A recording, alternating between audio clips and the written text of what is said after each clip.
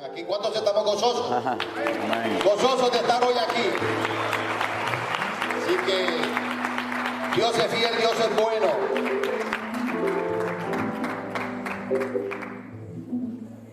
Sin más preámbulos, vamos Amén. a seguir con el servicio y vamos a llamar al pastor. Gloria a Dios. Amén. Que Dios lo use como lo tiene. Amén. Gracias, Dios. Gracias, hermano. Dios les bendiga. Amén. Gracias. Buenas noches, hermano.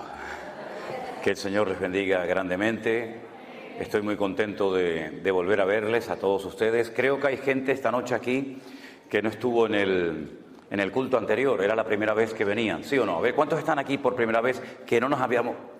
Uy, un montón. Yo pensé que todos habían estado el otro día en el culto de... ¿Hoy qué día es? Hoy es jueves. No, hoy es viernes. ¿Cuándo fue el culto que Es que ya, mire, el martes. A ver, levanten la mano los que no estuvieron el martes. Entonces no estuvo nadie. Bueno. Entonces, está bien, claro, con razón la cosa de tanta foto y tanta firma. Yo decía, pero si ya lo hicimos el martes, ¿para qué quieren otra foto el jueves o el viernes? Claro, ahora entiendo. Disculpe. Hermanos, es que ya llevamos mucho tiempo fuera de casa, ya uno ya no coordina más. Me hace mucha gracia cuando hay gente que se me acerca y me dice, pastor, ¿se acuerda de mí? Yo le escribí el año pasado. Digo, ya, hermana, yo sé que usted me habrá escrito, pero y 5.000 personas como usted también. Lo peor es cuando se me acercan y me dice, pastor, ¿se acuerda de mi nombre? Digo, a veces no me acuerdo ni cómo me llamo yo. Salimos el 8 o el 9 de mayo de Tenerife.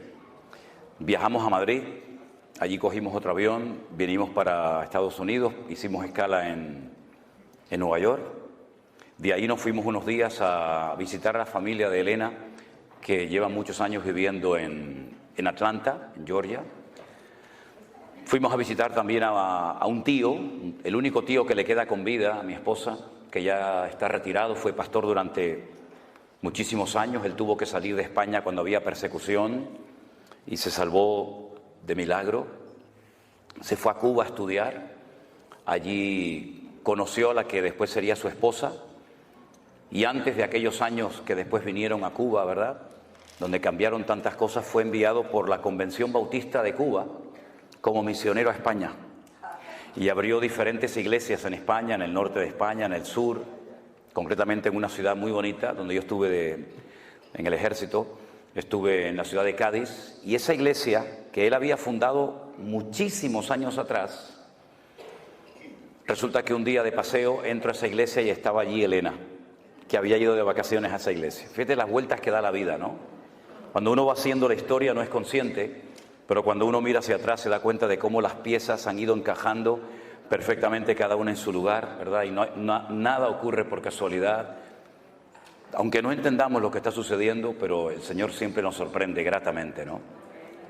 Entonces estuvimos allí con ellos unos días, fue muy lindo. Desde el año 98 no los veíamos. Esta es la 6ª vez que yo vengo a Estados Unidos, pero esta vez es especial, es diferente. Y de ahí nos llevó un hermano en su coche, en su vehículo, nos llevó hasta Florida. Y allí estuvimos en Orlando, haciendo cultos, celebrando cenas en hoteles, conociendo también a muchísimos hermanos. Bajamos después a Miami, donde también fue un tiempo muy lindo, muy hermoso. Y ya que estábamos allí, pues cogimos el avión y nos fuimos hasta México. Y allí en México estuvimos visitando muchísimos hermanos y llevando a cabo una serie de reuniones y bautismos y presentación de niños y creo que también alguna boda, no me acuerdo. Y después de México pues cogimos un avión y nos fuimos a Las Vegas. En Las Vegas ya tenemos un local. Fíjense, el primer sitio de todos los Estados Unidos donde hemos abierto ya una iglesia presencial es en Las Vegas.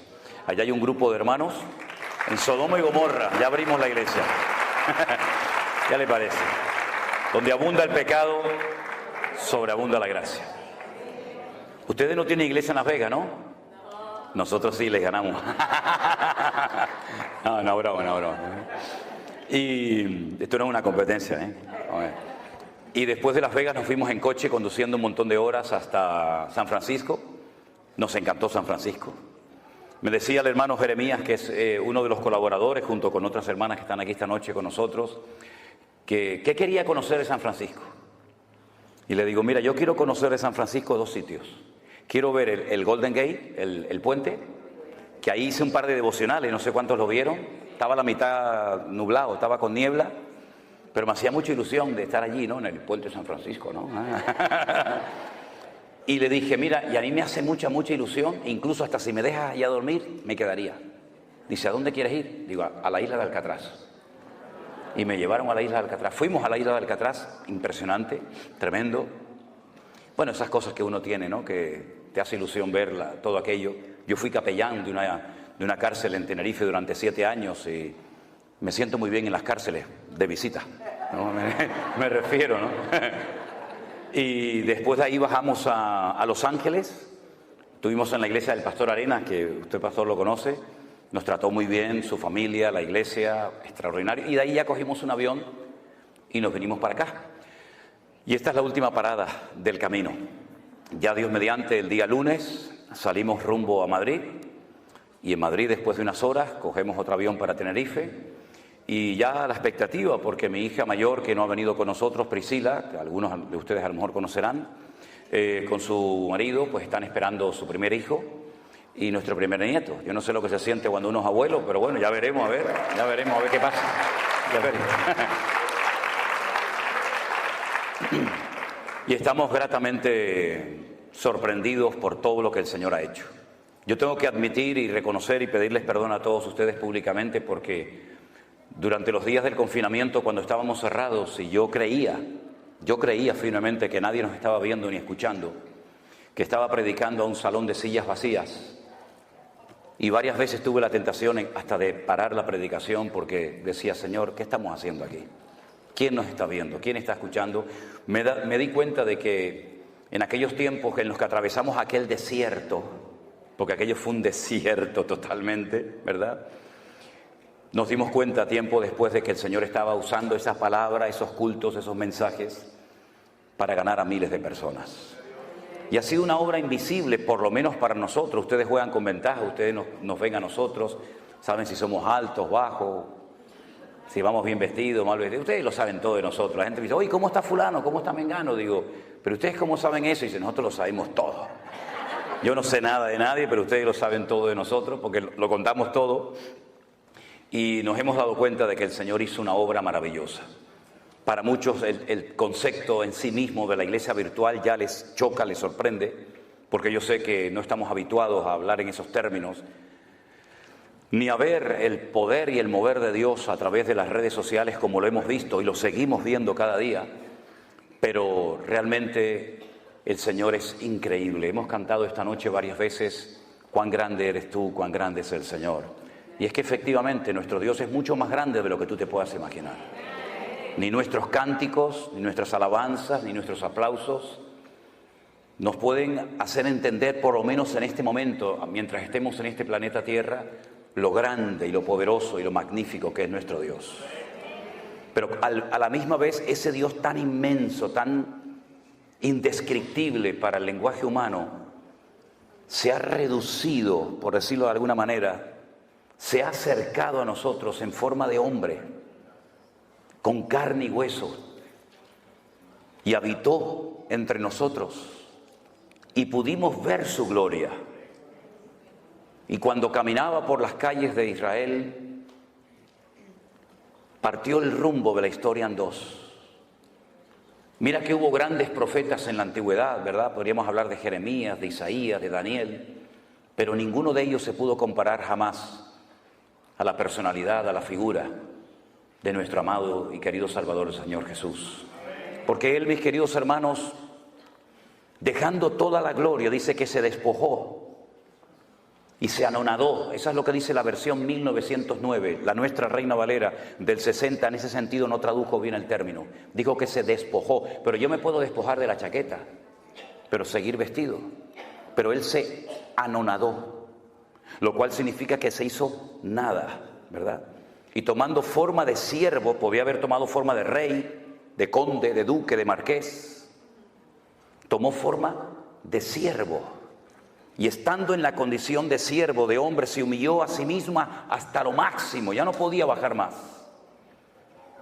Y dice que estando en la condición de hombre, se hizo obediente, porque tú te puedes hacer hombre, pero ser un desobediente, un rebelde.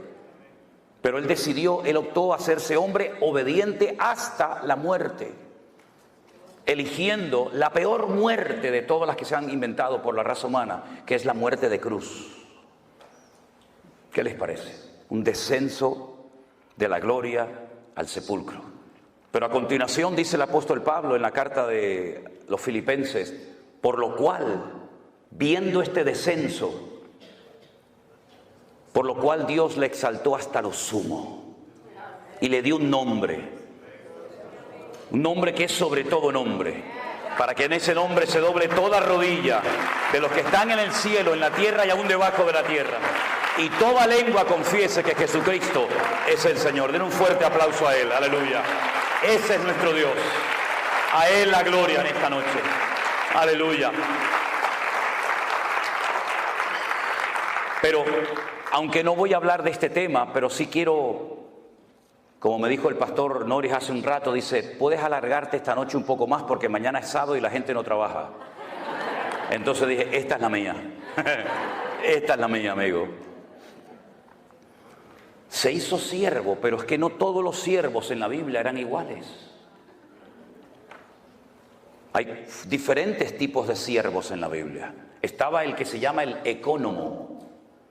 Un ejemplo de un siervo ecónomo, que la Biblia en el Nuevo Testamento lo llama el ayo, el maestro, fue José. José era un ecónomo, un hombre que adquirió toda la responsabilidad de la casa de su amo Potifar. Era un siervo, era un esclavo, pero con privilegios. Sabía leer, sabía escribir y tenía responsabilidades por encima de otros siervos. Qué curioso, para sus hermanos José era una amenaza y para José era una bendición.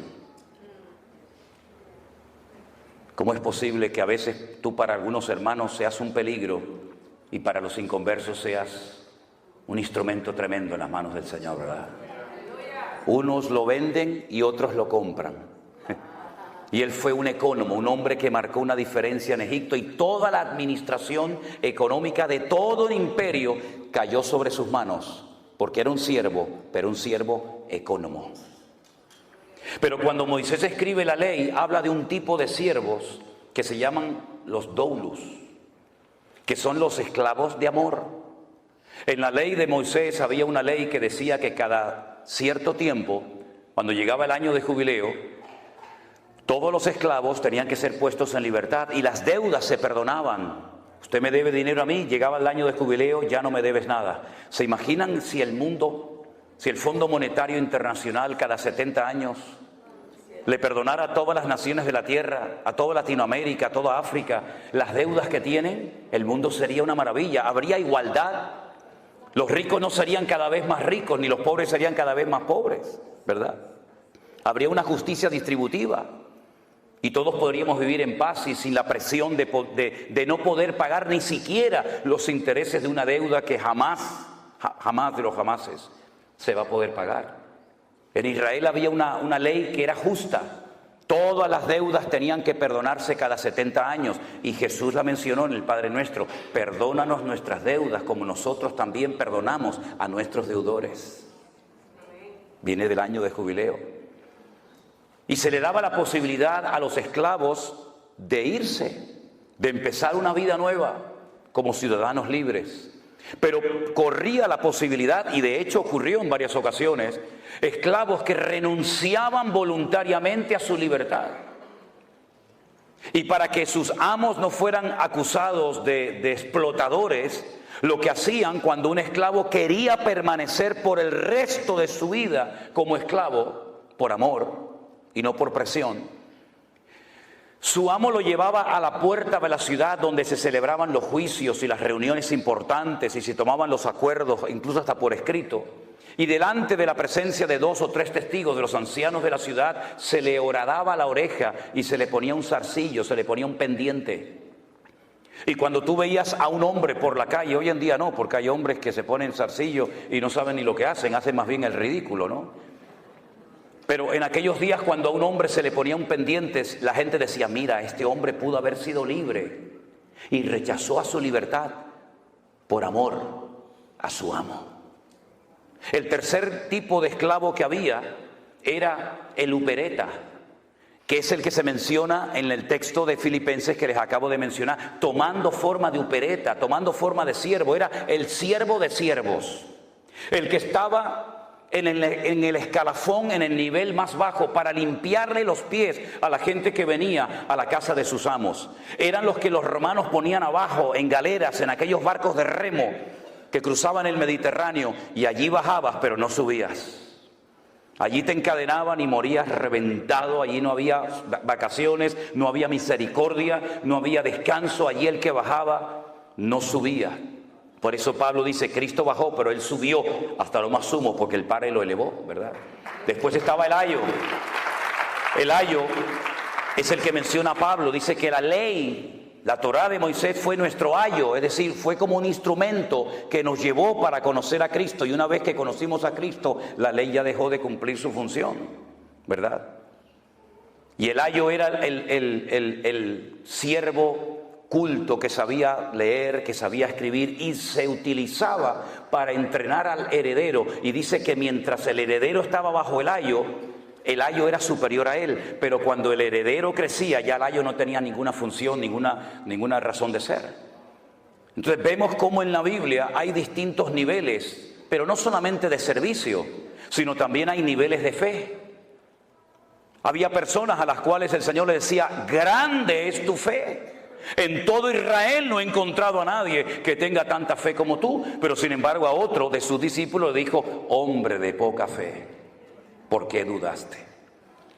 Y dice que cada uno tiene que moverse según la medida de fe que ha recibido. Y hay diferentes operaciones, y hay diferentes ministerios, y hay diferentes manifestaciones del fruto del Espíritu Santo que mora en nosotros, y hay diferentes dones. Primera de Corintios 12, Romanos capítulo 12, nos hablan de los únicos dones que hay. A mí me llama la atención que a veces la gente dice, yo tengo el don de no sé qué. Yo digo, ¿y eso dónde está? Yo tengo el don. Digo, eso no es un don, señora o hermana. Eso es una habilidad que usted aprendió. No es un don tocar la guitarra. Para aprender a tocar la guitarra usted tiene que estar años y sacar callos en sus manos. Eso no es un don, eso es un talento, es una habilidad. Un don es algo que usted tiene de la noche a la mañana sin aprenderlo, sin adquirirlo. Pero un talento es algo que usted puede ir cultivando y desarrollando con el paso del tiempo. No, yo tengo el ministerio de limpiar la iglesia. Eso no es un ministerio. No me digan, no. Bueno, vamos a dejarlo ahí porque se van a enfadar conmigo algunos. Y yo no venía a hablar de esto esta noche. Cierre sus ojos un momentito, vamos a orar, porque yo creo que el tema que tengo esta noche para compartir con ustedes, que es un estudio predicado, creo que nos puede hacer mucho bien, y espero que la palabra del Señor nos hable y nos ministre en esta noche. Yo voy a pedirle al hermano Luis, si es tan amable, hermano, venga un segundo. Haga una oración para que la palabra que el Señor hoy puso en mi corazón, que compartiera con todos ustedes, sea de bendición para la iglesia y para todos los que posteriormente la van a escuchar. Oramos, hermanos. Padre Dios, venimos delante de tu presencia, reconociendo, Señor, tu poder. Reconociendo, Señor, Gracias, Dios mío. todo lo que tenemos y todo Gracias, lo que hacemos Señor. por tus méritos, Señor. Aleluya. Te damos las gracias, Señor, porque enviaste al Espíritu Santo. Amén. No solamente a traernos las escrituras. Oh, sí, Señor, Shaddai, ayúdame en el nombre de Jesús. Así es. Dando iluminación. Oh, gloria, barabacosha, ayúdame, Señor, en el nombre de Jesús. Sí, así es. Te damos las gracias. Gracias, Dios mío. Señor, en este día. Oh, Espíritu gloria. Santo, que tú derrames conocimiento, que tú derrames Amén. entendimiento, Señor. Que puedan, Señor, recibir, Señor. Sí, Padre lo que tú Santo. vas a exponer, Señor. Prepara los corazones. Amén. Dios. En el nombre de Jesucristo te damos las gracias. Amén, amén. Gracias, hermano. Fuerte ese aplauso a nuestro Dios. Aleluya. Gloria a Dios. Antes que se me olvide, yo dije que en marzo del 2020 estuvimos pasando un desierto. Todos estuvimos en cierto sentido, unos más, otros menos, pasando un desierto, ¿verdad? Veíamos las iglesias vacías, por lo menos yo, las sillas vacías, pero cuando un día descubrí el significado de la palabra desierto en hebreo, ese día me empecé a gozar de una forma tremenda. ¿Quieren que se lo comparta un momentito? Sí, ok. Si no quieren me lo dicen, ¿eh? Yo tengo otras cosas que decirles, pero Los libros de la Biblia, en nuestra Biblia, lamentablemente, digo lamentablemente con todo respeto, no recibieron el nombre que el Señor les puso. Por eso nos perdemos mucha bendición simplemente por leer el título del libro que no se llama así en hebreo.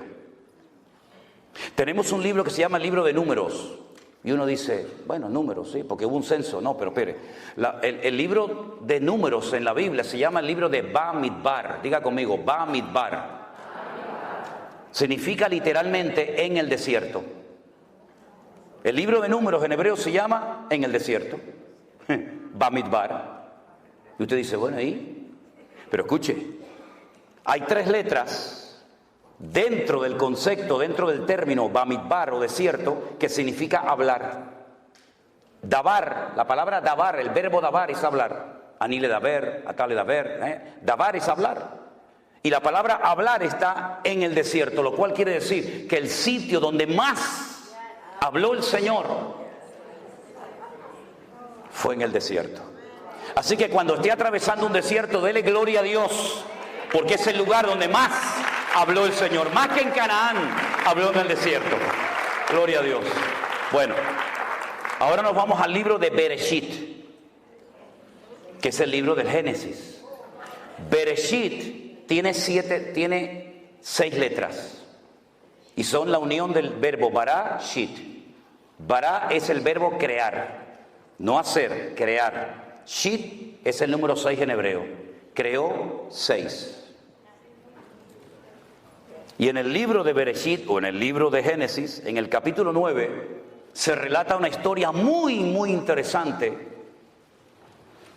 Mientras buscan el texto, permítame decirles que si uno quiere analizar y estudiar uno por uno los 613 mandamientos que aparecen en lo que llamamos nosotros el Pentateuco o el Humash en hebreo, que viene del número Hamesh de 5, la ley de Moisés, uno va a encontrar que hay exactamente 613 mandamientos. ¿Cuántos hay? Y todos los días, observando, conociendo la cultura de Israel, tú ves el 613 por todos lados. Por todos lados. Miren, cuando yo voy a Israel, y espero que algunos de ustedes, ya algunos me han dicho que van a ir conmigo este año, cuando ustedes llegan allí se van a dar cuenta que yo tomo mucho un zumo, un jugo, que es de limón, ¿cómo se llama? De granada. De granada. ¿Sabéis lo que es la fruta, la granada, no? Bueno, ellos parten la granada a la mitad, la meten así en una máquina, la exprimen y te dan un zumo de granada que a mí particularmente me gusta muchísimo. Las granadas de Israel, cuando usted las parte a la mitad y empieza a sacar las semillitas esas rojas que lleva dentro, las pone todas encima de una mesa, de un plato, de un vaso, y usted va a contar 613. Bueno, será casualidad, vamos a coger otra, parte a la mitad, saca 613. Puede partir 1000 granadas y todas ellas tienen dentro 613 semillitas. Pero eso se ve por todos lados, por todas partes se ve. Y cuando uno analiza uno por uno los mandamientos, los 613 mandamientos, que son muy interesantes, pero te lleva años estudiar cuántos mandamientos hay en Génesis, en Éxodo, en Levítico, etcétera, etcétera, tú te das cuenta de que tú los puedes clasificar en grupos. Por ejemplo, hay un grupo de mandamientos que se dieron para recordar cosas del pasado. Esa es la finalidad de dicho mandamiento. Y ahí entrarían, por ejemplo, las fiestas de obligatorio cumplimiento para el pueblo de Israel, como subir a Jerusalén en la fiesta de la Pascua, en el mes de Aviv. Aviv, en hebreo, con V, es primavera, el mes de Aviv. Entonces dice, pero eso aparece en Tel Aviv. Claro, Tel es monte, Aviv es primavera, el monte de la primavera, ¿no? Entonces, en el mes de Aviv, entre marzo, abril generalmente, tienen que subir a Jerusalén a celebrar la fiesta de la Pascua. Y 50 días después, la fiesta de Shavuot o Pentecostés, y finalmente la fiesta de los tabernáculos. Y había un mandamiento que era para recordar cosas, el Shabbat. El único día de la semana que tiene nombre. En hebreo no hay lunes, martes, miércoles, no. En hebreo es día primero, día segundo, día tercero, día cuarto, día quinto, día sexto y Shabbat. Shabbat, Shevet, siéntate. Shevet, siéntate. Shabbat, quédate quieto, no te muevas. Eso es lo que significa, ¿verdad? Y hay mandamientos que son para recordar permanentemente cosas que Dios hizo. Hay otro tipo de mandamientos que no entran dentro de una lógica. Uno dice, bueno, ¿y esto por qué lo mandó Dios? No lo puedes entender, pero Dios lo mandó para probar tu fe y tu obediencia. Y ahí, por ejemplo, entra lo que se llama la paradumá, que es la vaca roja, la finalidad de la vaca roja, de la cual habla la Biblia en Hebreos y en Números. Ahí entra el no mezclar ciertos alimentos lácteos con cárnicos. Y uno dice, ¿y qué razón de ser tiene esto? Aparentemente ninguna.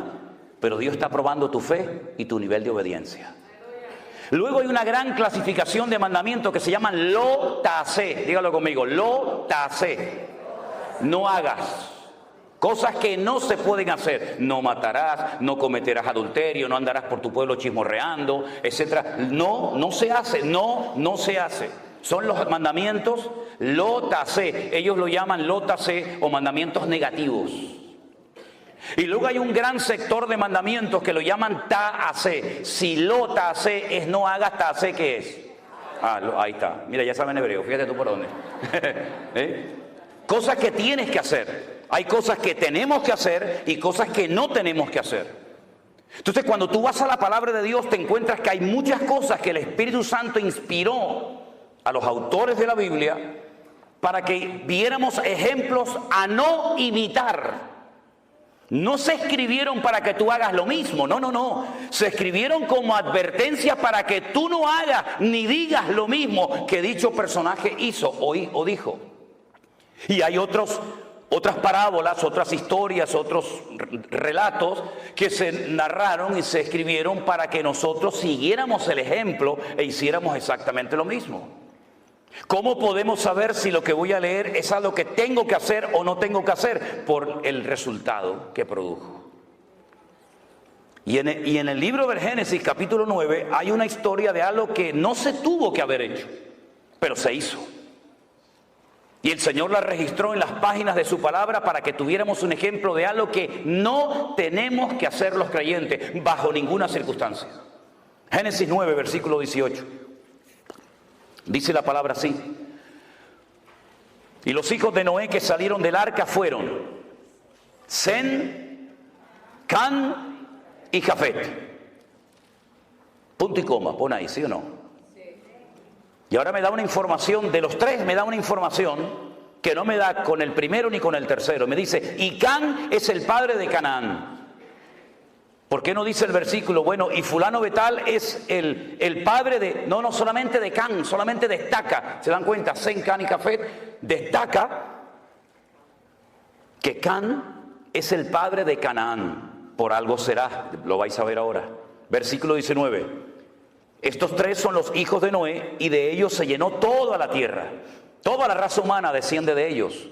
Es un estudio muy interesante ver qué naciones descienden de Jafet, de Sem, de Can, ¿verdad? Pero no es el tema ahora. Después comenzó Noé a labrar la tierra y plantó una viña. ¿De dónde sacó esa viña? Si toda la tierra estaba anegada en agua, seguramente ya la tenía dentro del arca. Se llevó muchas semillas, no solamente animales. Se llevó muchas semillas, muchas plantas que posteriormente cuando él sale, las planta. Entonces él planta una viña y bebió del vino y se embriagó y estaba descubierto en medio de su tienda. Para los que no sepan, yo creo que esto es algo que todo el mundo sabe, pero simplemente a modo de información. Si usted planta una viña y usted coge las uvas y las pisa y saca el jugo, el vino, si usted lo mete en una barrica de madera o de lo que sea, usted no tiene que meterle alcohol a eso. Eso fermenta y eso ya lleva el alcohol incorporado. Por eso cuando dice la gente, no, es que los discípulos y Cristo no bebían vino con alcohol, eso es mentira. Eso es rotundamente falso. Hay solamente dos formas, y yo he hecho una de ellas. Solamente hay dos formas de extraerle el alcohol, en este caso al vino, y es por un proceso químico que se hace en un laboratorio y se extrae el alcohol de una copa, de una botella de vino, o por envasado al vacío. Si usted no le extrae el alcohol al vino y si usted no lo envasa al vacío, eso que usted pisa, sí o sí lo va a ver que hierve y al poco tiempo eso tiene alcohol. Eso es así. Y entonces Noé lo que hace es que planta una viña y se ve que Porque esto que leemos en unos minutos, esto llevó mucho tiempo, plantar una viña, crecer, ¿verdad? Plantarla, cultivarla, pisarla, elaborarla, eso llevó mucho tiempo, pero la Biblia te relata condensadamente la historia y dice que él bebió de ese vino, se embriagó y estaba totalmente descubierto en medio de su tienda. Ya en el tiempo del Génesis el Señor había cubierto la desnudez de Adán y Eva. Y lo que hace es que se descubre. Cuando ya el Señor había establecido el principio de que ya el hombre no podía andar por ahí desnudo, sino cubierto. Aunque me llama la atención que la ropa se inventó para cubrir, pero hay algunas personas que usan una ropa que lo que hace es que lo descubre. Pero bueno, eso es un tema para otro día. Can, vuelvo otra vez a decir, padre de Canaán, ya es la segunda vez que lo dice. Ya es la segunda vez que lo dice. Y Canaán no existe. Existe Sem, Can, Jafet. De momento Canaán no está por ningún lado, pero dice que Can fue su padre, vio la desnudez de su padre y lo dijo a sus hermanos que estaban fuera. Fue con el chisme.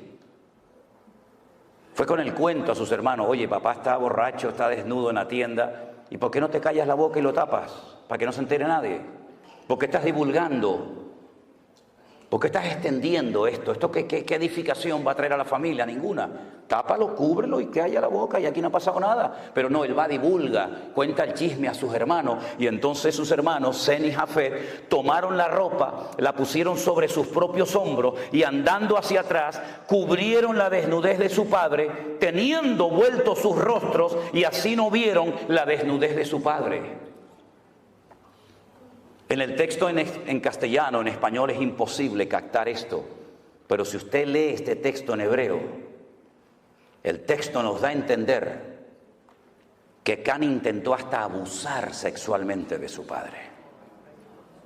Es como cuando muchas veces me dice, pero bueno, ¿con quién se casaba la gente? Caín, ¿con quién se casó? Bueno, el texto hebreo escribe una partícula, unas letras, que cuando usted lee y nació Caín, en el hebreo dice y otro más. Eso no se tradujo al castellano. Y nació Abel y otro más, u otra más, puede ser masculino o femenino. En este caso el texto en castellano no nos lo relata. Yo sé que para algunos puede ser una sorpresa, pero cuando usted lee el texto en hebreo y lo analiza letra a letra, palabra a palabra, usted se va a dar cuenta que no solamente se rió de su padre, no solamente fue con el chisme y con el cuento a sus hermanos, sino que incluso quiso hasta abusar sexualmente de su propio padre. Es durísimo lo que estoy diciendo. Fíjense lo duro que es que después en la ley de Moisés se establece, no puedes ver la desnudez ni de este, ni de este, ni de este, ni de la otra, ni de otro, ¿verdad? Y lo establece claramente. Y de entonces dice que ellos cubren la desnudez de su padre. Y me llama mucho la atención, déjenme que les lea este versículo que dice, tenemos una hermana pequeña que no tiene pechos. Usted dice, ¿usted está leyendo la Biblia? Sí, claro. Estoy leyendo en Cantares capítulo 8, para que no se asusten. Tenemos una hermana que no tiene pechos. ¿Qué haremos de nuestra hermana cuando pregunten por ella? Bueno, tal vez tenía un defecto, tal vez era falta de desarrollo, de madurez, pero van a preguntar por ella y van a decir, ¿a la niña qué le pasa? ¿Qué le pasa al niño? No, le pasa algo, ¿no? Y entonces, de una forma poética, en literatura poética hebrea dicen, si ella es un muro, edificaremos sobre ella un palacio de plata. Y si fuera una puerta, la guarneceremos, la adornaremos con tablas de cedro. En otras palabras, vamos a hacer todo lo contrario a lo que hizo Can, que fue con el chisme y con el problema, el pecado que había cometido su padre. Nosotros vamos a cubrirla. No encubrir. Encubrir dice que el que encubre no prosperará. Pero el amor cubrirá multitud de pecados. Parece lo mismo, encubrir a cubrir. No es lo mismo. El que encubre no prospera, dice la Biblia. Pero el amor nos permite cubrir la falta del hermano, que no se entere nadie. Oye, déjalo, no pasa nada. ¿Estás arrepentido? Busca al Señor, sí, amén, ya está, queda entre tú y yo, ya está. Usted sabe que la mejor manera de divulgar una noticia es contársela a un cristiano evangélico. Eso ni el WhatsApp, ni el Facebook, eso corre como la pólvora. Cuando se despierta Noé, porque tarde o temprano se tenía que despertar, se despierta de su embriaguez y supo lo que había hecho su hijo más joven. Se enteró.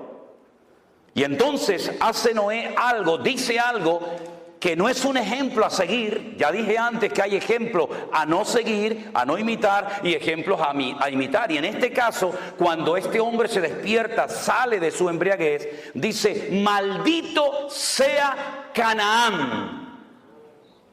Y aún no había ni nacido. Salieron del arca Sem, Can y Jafet. No se habían reproducido en el arca. Él está hablando de un personaje que aún no había nacido, y antes de nacer ya lo maldice. Canaán. ¿Quién era Canaán?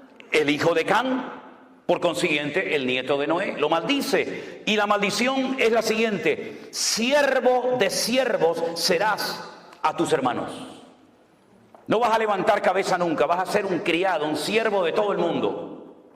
Y dijo más: bendito sea por Jehová mi Dios, sea Sem, y sea Canaán su siervo. Engrandezca el Dios a Jafet, y habita en las tiendas Sem, y sea Canaán su siervo. Vivió Noé después del diluvio 350 años, y fueron todos los días de Noé, ¿cuántos? 950 años, y murió. Y uno dice: ¿cuántos años? No se preocupe, que aún hubo uno que vivió más. 969 vivió en Matusalén, 19 años más que este. ¿Qué le parece? Lanza una maldición. ¿Hizo bien en decir aquello? No. Pero marcó el destino de Canaán. Y yo les pregunto a todos ustedes que ya son conocedores de las Escrituras: ¿cómo se llamaba el país al cual el Señor quiso llevar a su pueblo de Egipto, cruzando el desierto, rumbo a dónde? A Canaán. Qué curioso, ¿no? La gente de ese país, los cananeos, que no eran originarios de Canaán, por ejemplo, los filisteos vinieron de Europa. Sí, los famosos filisteos, los enemigos acérrimos del pueblo de Israel y de David y de Saúl, eran de la isla de Creta, la que después pastoreó, ¿se acuerdan? La iglesia en Creta, Tito. Ellos fueron de Creta y ocuparon toda la costa mediterránea de Israel, de tal manera que ellos controlaban el comercio que entraba y salía. Ellos todavía en aquellos tiempos dominaban las 5 ciudades de los filisteos. Por eso ahora entiende por qué David cogió 5 piedras. Porque ellos controlaban desde, apréndanse estos 5 nombres: Gaza, Ashkelon, Asdod, Ecrón y Gat. ¿Lo dice conmigo? Gaza, Ashkelon, Asdod, Ecrón y Gat. Entonces, ¿este de dónde es? No, este es de Gat. Dame 5 piedras por si acaso vienen los 4 detrás y me los cargo también a los 4. ¿Qué te parece? No era por si fallaba la puntería, no, yo le voy a acertar porque es tan grande que es imposible no darle. Es por si vienen los otros 4, el de Gaza, el de Ashkelon, ya de paso también ya los paso y me los llevo. Ahora fíjense qué interesante. Allí estaban los filisteos, allí estaban los moabitas, los amonitas. Allí estaban todos los cananeos cuando el Señor quiso trasladar a su pueblo de la esclavitud a una tierra de maldición. Y uno dice: pero los cananeos eran malditos, ¿por qué Dios no los llevó a otra parte del mundo? Porque el Señor quería que su pueblo cambiara la tierra y no que la tierra los cambiara a ellos. Porque nosotros somos de este mundo, vivimos en este mundo, pero no somos de este mundo. Y no es el mundo el que tiene que afectar y cambiar la vida de la iglesia, sino la iglesia cambiar las modas y la corriente de este mundo. Y cuando la iglesia no se mete en el mundo se mete en la iglesia, que es lo que lamentablemente ha sucedido. Entonces encontramos que los cananeos están bajo una maldición. Todos los cananeos, por supuesto el primero Canaán, pero luego todos los demás. Qué curioso. Yo en el fondo de lo que quiero hablar en esta tarde y despejar dudas es el famoso tema de las maldiciones. Porque me he encontrado con centenares de preguntas hace unos meses atrás de creyentes, gente nacida de nuevo, que estaban asustados y preocupados por el tema de las maldiciones, si se pueden heredar o no. Y algunos me citaban parte de Éxodo capítulo 20. ¿Saben que Éxodo capítulo 20 es de los 2 capítulos que hay, Deuteronomio 5 y Éxodo 20, donde aparecen los 10 mandamientos, ¿verdad? Y el Señor le dice que al pueblo de Israel que Él visita la maldad de los padres sobre los hijos hasta la tercera y cuarta generación. Y me citaban así el texto y yo les decía, no lo mutile, no lo corte, siga, no lo corte, siga citándolo. De los que me aborrecen, que no es nuestro caso, hermanos. Dios visita la maldad de los padres sobre los hijos hasta la tercera y cuarta generación de los que me aborrecen. Pero para 1000 generaciones será bendita la generación del justo. ¿Y cuánta gente vive bajo esa opresión? Y asustados y con miedo. ¿Será que yo estoy maldecido porque mi abuelo le pegó? ¿O mi abuelo fue un alcohólico? ¿O mi madre fue...? ¿Pero qué está diciendo? ¿Quién le enseñó esa barbaridad, esa locura? Yo voy a ir despejando con la palabra, no con argumentos humanos. Yo no vengo aquí a entretenerles a ustedes, yo vengo aquí a predicar la palabra de mi Dios. Y yo le voy a ir despejando con la palabra falsos argumentos y falsas posturas teológicas que han hecho mucho daño al pueblo de Dios. Ya le acabo de mencionar que Dios visitaba la maldad sobre los padres, sobre los hijos de los padres hasta la tercera y cuarta generación de los que me aborrecen. Por lo tanto, el creyente, el nacido de nuevo, el que es templo del Espíritu Santo, el que ha pedido perdón por su pecado, ahí no tiene por qué sentirse aludido. Porque usted no aborrece al Señor, que yo sepa, que yo sepa. Ahora, si hay alguien aquí que aborrece a Dios, agárrate, mi hermano. O bueno, más que mi hermano, mi amigo. Porque hermanos no. Resulta que cuando llegan a la tierra de Canaán, que no es Israel todavía, bueno, a veces se le cita como la tierra que fluye leche y miel, ¿sí? Para no mencionar lo de Canaán, Israel todavía no se llamaba la tierra que fluye leche y miel. Y entonces la gente dice, oye, pues si fluye leche y miel, allí tiene que haber vacas por todos lados. Si, para que corra la leche, tiene que haber millones de vacas. No. Mira, te lo voy a decir de otra manera para que lo entiendas mejor. Es tierra de palmeras y de dátiles. Es lo mismo, tierra que fluye leche y miel. Miel de palmera, como la que tenemos en Canarias, miel de dátiles. Y el higo ese que tiene púas, lo aplastas y sale una leche. Entonces yo te voy a llevar a una tierra de palmeras y de dátiles, de leche, de higo y de miel de palmera. A esa tierra yo te voy a llevar. Pero allí a la tierra que yo te voy a llevar no es como la de Egipto, que no hace falta orar por lluvia, allí siempre hay agua. ¿Por qué? Porque viene el río más largo del mundo, 6.666 kilómetros de largo. Siempre hay agua en Egipto. En Israel no. En Israel vas a tener que comportarte bien para que yo mande la lluvia temprana y la lluvia tardía. Y depende de tu conducta en la tierra, actuará el cielo. De ahí viene lo de atar y desatar, permitir o no es permitir, ¿verdad? Y resulta que cuando entran a la tierra prometida, Josué, que ya había aprendido la lección hace 40 años atrás del fracaso de los espías que vinieron con un informe negativo y sembraron un espíritu de desánimo y de derrota en el pueblo, él opta por mandar a 2. ¿Se acuerdan? Y les dice, entren en Jericó y que nadie se entere que ustedes están ahí. Ustedes son espías, los otros eran exploradores. Son 2 palabras en hebreo diferentes, no tiene que ver una cosa con otra, aunque se traduce igual en la Reina Valera. Entren a Jericó, ¿y dónde pueden entrar sin levantar sospecha 2 extranjeros? A un burdel, a una casa de prostitución donde entran y salen hombres y no van a levantar sospecha como si entraran a cualquier otro lugar. Entonces, entren y averigüen cómo está la situación de adentro hacia afuera. Y cuando llegan a la casa de Rahab, la ramera, la dueña del prostíbulo, Rahab le dice, escuchen, hemos oído lo que Jehová vuestro Dios hizo por vosotros cuando os sacó de Egipto. Es como si te saca alguien el periódico de hace 40 años de esta ciudad y te lee las noticias de hace 40 años, como si fueran actuales. Eso es lo que Rahab está haciendo. Hemos oído lo que el Señor vuestro Dios hizo cuando os abrió el mar rojo, cuando derrotasteis a Faraón y a los egipcios. y cómo habéis ido venciendo a todos los reyes por el camino. Y sabemos que el Señor vuestro Dios entregará esta tierra en vuestras manos. Tenían más fe los inconversos en el Dios de Israel que Israel en el Dios de ellos.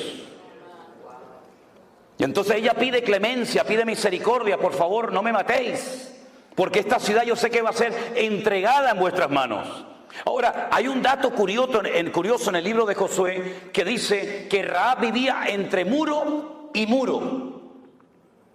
Eran 2 muros alrededor de las casas, eran 2 círculos concéntricos, uno más grande que el otro, ¿verdad? Eran como 2 grandes circunferencias. Y ella vivía entre muro y muro. Quédense con ese dato.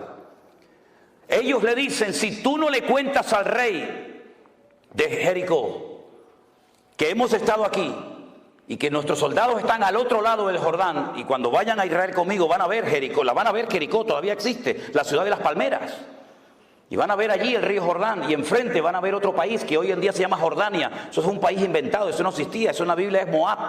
Pero los ingleses, para que no les atacaran y no les robaran las posesiones, dijeron a los hashemitas, que eran los peores del desierto, mira, vamos a hacer una cosa, para que no nos ataquen más y nos dejen en paz, les regalamos un país entero y te nombro rey. Y entonces dijeron, ¿cómo lo llamamos? Pues si está el Jordán, Jordania, venga, para ustedes. Y así se lo inventaron. Entonces las tribus estaban al otro lado. Y estos, cuando le dicen a Rahab antes de irse, amarra este cordón rojo en la ventana de tu casa para que cuando entremos y caigan las murallas y tomemos posesión de la tierra, sepamos dónde tú vives para que no te matemos. Pero una cosa, tienes que estar dentro de la casa, tú y toda tu familia. ¿Lo entendiste? Sí, ok, chao. Se fueron. Viene la destrucción de Jericó, todos conocemos la estrategia. Allí no se lanzó ni una piedra, ni una lanza, ni una jabalina, ni una flecha, nada, porque no iban a caer por el poder del hombre, iban a caer por la estrategia divina. Los muros cayeron de arriba abajo, se desmoronaron, no cayeron. Cuando los arqueólogos fueron en los años 50 a estudiar las antiguas murallas de Jericó, que aún están allí, la antigua Jericó, se dieron cuenta de algo muy curioso, que los muros no habían caído de afuera hacia adentro, tampoco lógicamente de afuera hacia adentro, sino, ¿se acuerdan la imagen aquella que vimos aquí cerca cuando aquellas 2 torres gigantescas, cómo cayeron? Se desmoronaron sobre sí mismas, así, de arriba abajo. Así cayeron los muros de Jericó, porque fue una intervención divina del cielo a la tierra. Cuando ellos entran a la ciudad de Jericó, todas las murallas caen, el círculo de afuera y el círculo de adentro, pero la casa de Rahab permaneció. Porque caerán a tu lado 1000 y 10.000 a tu diestra, mas a ti no llegará, por cuanto has puesto tu confianza en Jehová tu Dios. Fuerte ese aplauso a él. Dios la cuidó, aleluya, porque Dios cuida de la vida de su pueblo. Bendito sea Dios. Recuerden, ella es descendiente de Canaán, y Canaán que estaba bajo la maldición de Noé. Maldito sea Canaán. ¿Cómo eran los cananeos? No tengo tiempo de explicar todo, pero fundamentalmente tremendamente idólatras, salvajes, sin misericordia, sin piedad ninguna, y una promiscuidad sexual sin precedentes, terribles. Todo valía, sin especificar detalles, todo valía en la cultura, en la idiosincrasia, en la mentalidad cananea. El sexo era lo más importante en la vida de esa gente, y lo mezclaban con la idolatría, y tenían a Baal Peor y tantos dioses que, bueno, que si yo les digo cómo los adoraban, nos terminaríamos todos escandalizando en esta noche.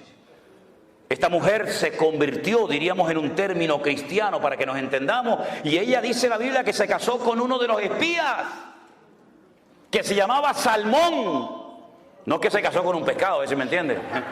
Cuidado. Se llamaba Salmón. Y se convirtió y formó parte del pueblo de Israel. Y al poco tiempo queda embarazada. Y tiene un hijo que se llamó Obed.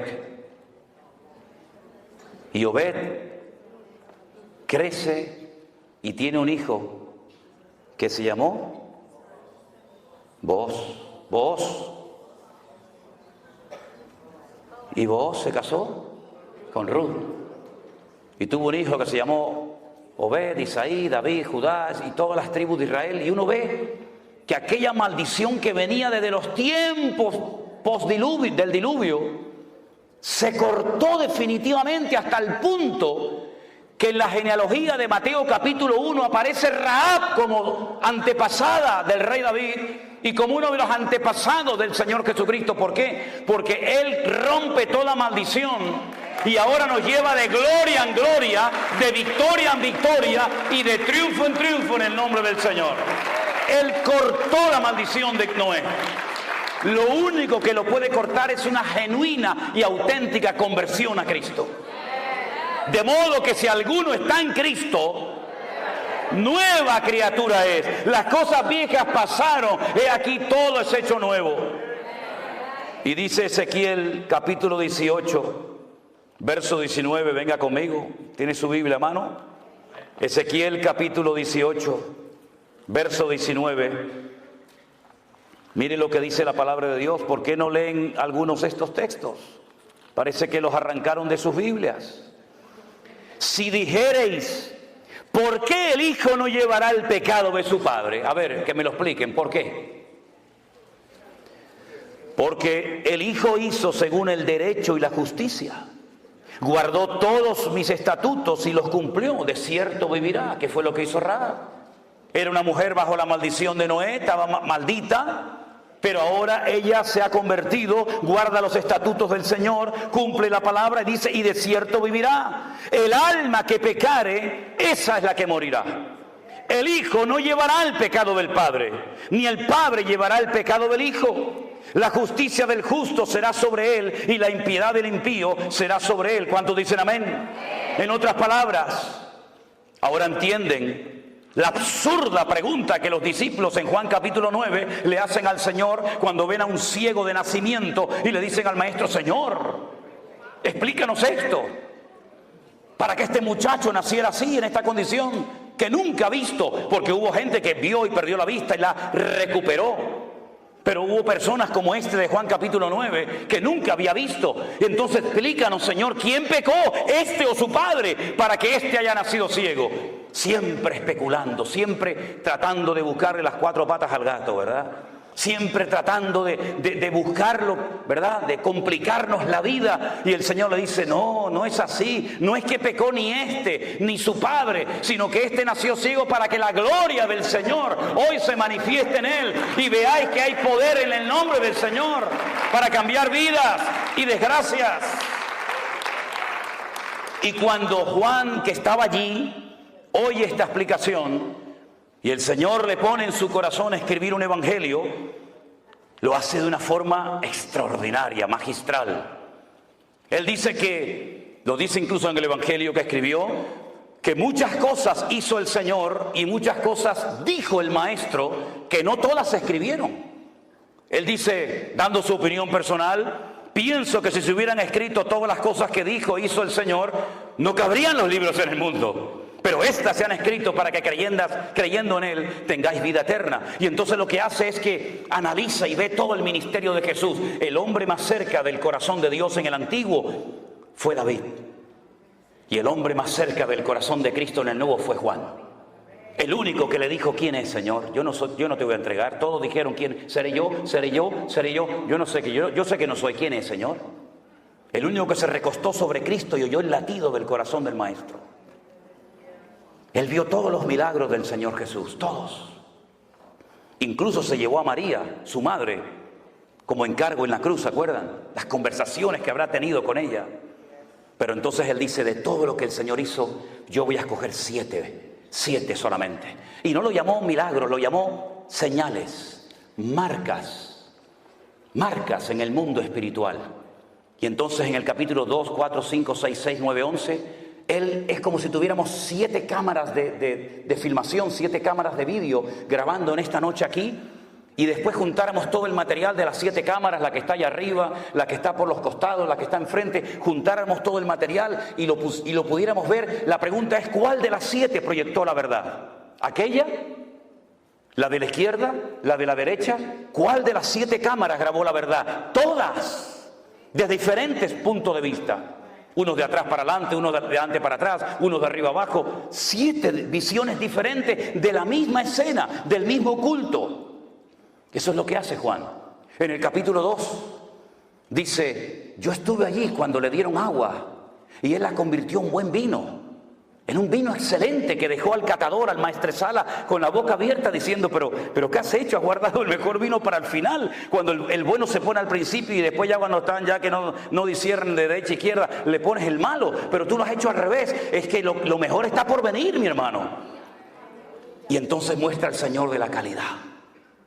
Pero en el capítulo 4 viene un hombre y dice, tengo un siervo que está enfermo, pero Señor, no hace falta que venga, di la palabra y mi criado sanará. Y entonces cuenta el milagro enseñando que el Señor es el Señor del espacio, no lo limita al espacio. Ay, amigo, pero en el capítulo 5 va al estanque de Betesda y le dice a un hombre, ¿quiere ser sanado? Y le dice, es que no tengo a nadie que me meta. ¿Quieres ser sanado, sí o no? ¿Cuánto tiempo llevas ahí? 38 años, levántate, toma tu lecho y anda.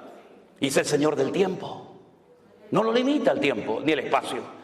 Y en el capítulo 6 camina por encima de las aguas. Él domina la creación y no la creación lo domina a él. Pero también en el capítulo 6 multiplica los panes y los peces. Porque es el Señor del tiempo, del espacio, de la calidad. Y es el Señor también de la cantidad. Con lo poco, con su bendición alcanza y sobra. En el capítulo, espera. En el capítulo 9 le dicen, ¿quién pecó este o sus padres? Y él dice, ni él ni su padre. En otras palabras, yo voy a romper hoy una regla que para ustedes ha sido una atadura durante años. Es creer en la mala suerte, creer en las maldiciones hereditarias. No, es que tiene que nacer gente enferma para que yo me glorifique en ello. Y finalmente, esperen. En el capítulo 11... la prueba final. Si hubieras estado aquí, mi hermano no habría muerto. ¿Qué le está diciendo Marta y María? Por culpa tuya mi hermano está muerto ahora. ¿Sabes? Yo te llamé. Tú nos enseñaste. Clama a mí y yo te responderé. Y yo clamé. ¿Y por qué no viniste? Pedid y se os dará. Yo pedí y no recibí nada. Yo llamé y no se me abrió la puerta. Yo busqué y no te encontré. Y ahora vienes y mi hermano ya hiede porque hace 4 días que está muerto. Si hubieras estado aquí, mi hermano no habría muerto. Ahora, ¿para qué vienes? Ya es demasiado tarde. Los judíos creían y creen que a las 72 horas, a los 3 días, el alma se va del cuerpo y nunca regresa. Por eso cuando vas a Jerusalén, al Valle de los Huesos Secos, al cementerio más antiguo del mundo, te encuentras en las tumbas una ventana para que salga el alma y no regresa hasta el día postrero, en la resurrección. Y Jesús le dijo, pero María, por favor, Marta, yo soy la resurrección y la vida. ¿Qué estás diciendo? El que cree en mí, aunque esté muerto, vivirá. Y le dice Marta y María, yo sé que mi hermano resucitará, pero no ahora, en el día postrero.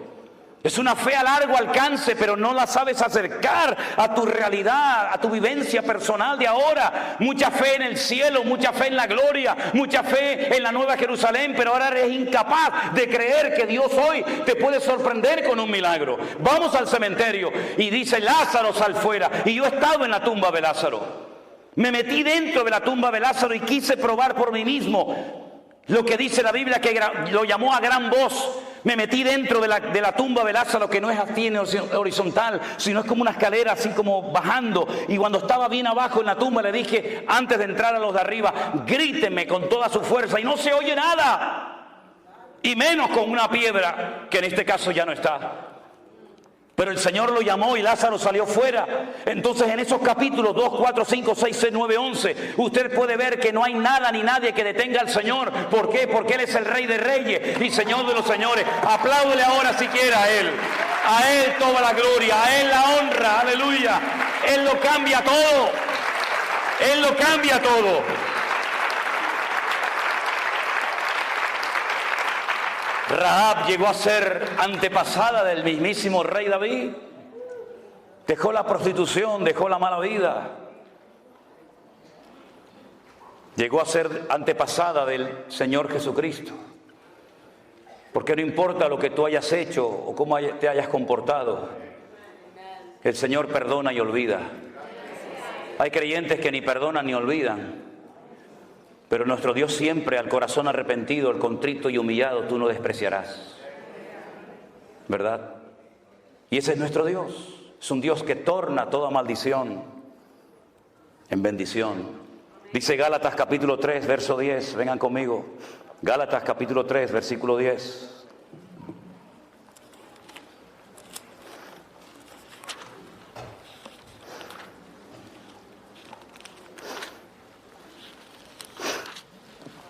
Porque todos los que dependen de las obras de la ley están bajo maldición. No es nuestro caso, ¿verdad, hermanos?